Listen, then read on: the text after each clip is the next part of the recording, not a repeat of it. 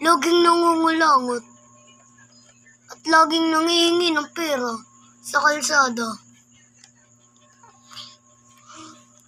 Lagi siyang binibigyan. Pumupunta siya sa 7-Eleven, bumibili ng pagkain. Dinadala niya sa bago niyang mama at papa. At tuwang-tuwa ang kanyang mga magulang. At nakita niyo ang pangalan na Gihon daw. Pero ang totoo ay si Jacob. Ang totoong frontman ay si Jacob. Gihon daw ang pangalan. Pero totoo ay si Jacob. Tinulungan niya daw ang kanyang kapatid na si Ea dahil nanlimos ito sa kanya. Kaya binigyan niya ito ng 100 million.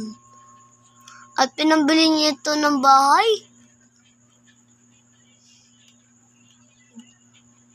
TV, bumili siya ng mga madaming pagkain.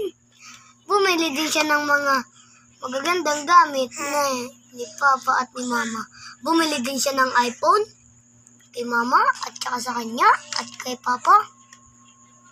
Ayun ang ginawa niya sa kanyang pera. At natira sa kanya 65 million. Ang binili niya sa 65 million, kulambu. At bumili siya ng sobrang gandang TV at kama.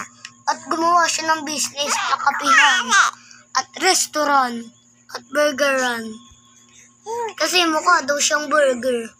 Sabi ng kanyang mga magulang, sa sobrang tabo. Hindi mo alam kung burger ang kanyang ulo.